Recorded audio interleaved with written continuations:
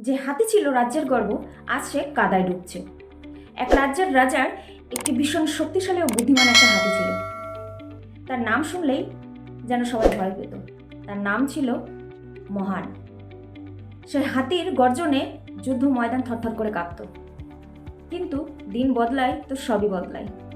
যুদ্ধ শেষ হলো এবং হাতি বৃদ্ধ হলো।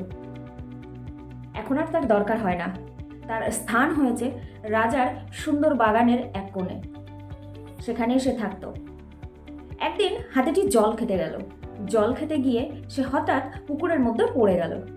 পড়ে গিয়ে সে আর উঠতে পারছিল না। তার আওয়াজ শুনে রাজা, রানী, রাজ্যের মন্ত্রী, সেনাপতি সকলে সেখানে দৌড়ে চলে আসলো। এসে তাকে যথাযথভাবে চেষ্টা করা হলো তাকে সেখান থেকে তোলায় আনার জন্য। কিন্তু হাজার চেষ্টা করার পরেও সে হাতিটিকে গর্ত থেকে তোলা যাচ্ছিল না। সে যতই নাড়াচাড়া করতে থাকলো সে তত নিচে যেতে থাকলো। কি করবে ভয় পেয়ে গিয়ে রাজা এবং রানী দুজনেই প্রচণ্ড চিন্তিত হয়ে পড়ল। তখন রাজার মন্ত্রী রাজাকে বুদ্ধি দিল, মহারাজ এক কাজ করুন, আপনি যুদ্ধের বাজনা বাজান। রাজা বলল, এই সময় যুদ্ধের বাজনা কেন বাজাবো?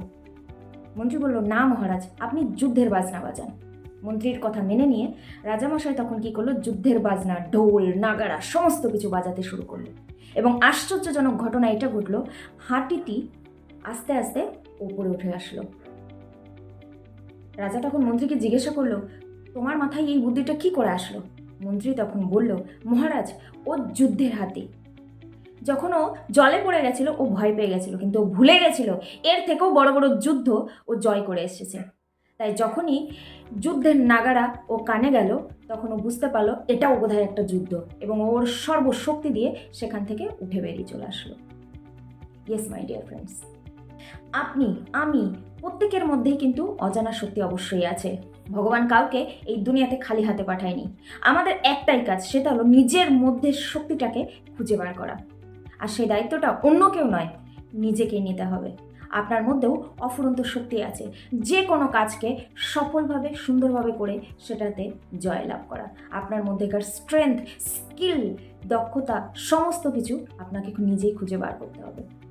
আর সেটা করার জন্য আমি সব সময় আপনাদের পাশে থাকবো। এই চ্যানেলে প্রতিনিয়ত লাগাতার এই ধরনের ভিডিও পোস্ট হতে থাকবে, যেখান থেকে আপনি আপনার এনার্জিকে বুস্ট আপ করতে পারবেন। তো সবার ফার্স্ট একটাই কাজ করতে হবে, নিজের মধ্যে থাকা স্ট্রেংথটাকে খুঁজে বার করতে হবে এবং যুদ্ধে লেগে পড়তে হবে।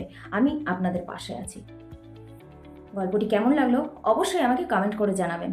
আর চ্যানেলে যদি নতুন এসে থাকেন তাহলে চ্যানেলটিকে সাবস্ক্রাইব করবেন এবং পাশে আসা বেল আইকনটিকে ক্লিক করে রাখবেন। তো দেখা হচ্ছে নেক্সট কোনো ভিডিওতে। ততক্ষণ পর্যন্ত অবশ্যই কমেন্ট করে জানান যে আপনার ভিতরের স্ট্রেংথ কি। তো সি ইউ লেটার।